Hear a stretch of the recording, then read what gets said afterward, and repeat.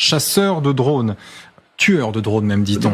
Il ne pèse pas très lourd, il est équipé d'une caméra à l'avant, bien sûr, pour savoir exactement comment le piloter. Il vise sur cette image que vous voyez un drone ukrainien Baba Yaga, dont on a déjà parlé sur ce plateau. Ce qui est fou, c'est que ce drone que vous voyez, il a été, figurez-vous, imprimé en 3D. Il sort d'une imprimante 3D, Aurélien Duchesne, on n'arrête pas le progrès.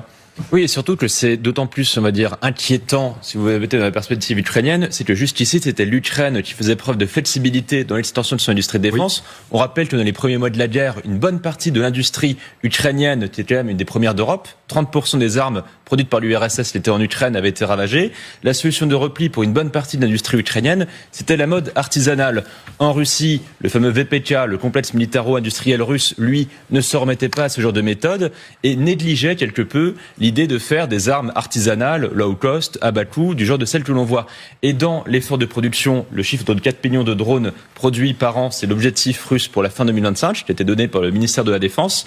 Il y a l'idée non seulement de maximiser la production, par exemple, de ce genre de drone imprimante 3D, mais surtout, là on parle du low cost, mais quand vous regardez ce qui est là vraiment le plus inquiétant, ce sont des drones avec désormais de l'IA côté russe, les Diran. Les Diran, c'est la version russe des drones Shahed qui sont produits sous licence, et quelque chose qui n'est pas encore déployé en Ukraine, mais qui le sera bientôt, le système Cerberus, c'est-à-dire des essaims de drones qui seraient commandés par IA. Ça, c'est pas encore sur le champ de bataille ukrainien, mais si la Russie déploie ça dans les prochains mois, là, ça peut changer la différence, malheureusement, sur de nombreux champs de bataille. Alors là, ce qu'on voit là, c'est du côté russe. Du côté ukrainien, en revanche, eux aussi ont mis au point un drone tueur de drones.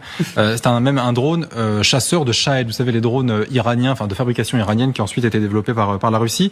Ces modèles, ils peuvent aller jusqu'à 200 km/h et, je cite, jusqu'à une altitude de 5 km/h. Est-ce que c'est vraiment bien, général? Est-ce que ces capacités... 200 km/h, le Shahed, il vole à 200 km/h pour, si on fait 200 km/h pour intercepter un Shahed, ça va être compliqué, à mon avis, hein.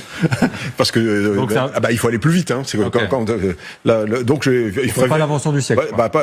Ou alors, c'est pas, peut-être pas pour les Shahed. Ce sont pas les bonnes caractéristiques, en fait. Normalement, si vous voulez pouvoir intercepter, quand vous lancez ça, il doit aller beaucoup plus vite pour pouvoir le rejoindre. Le Shahed, c'est à peu près, c'était 185, ils l'ont optimisé, il fait 200, mais le Shahed, il est intéressant, il va à 2000 km ou pratiquement, hein. Il a 50 kilos d'explosifs. On n'y est pas. Et puis ça doit coûter quelque chose comme 10 000 $. Vous voyez, voilà, c'est pas le Predator qui coûte plusieurs millions d'euros, etc.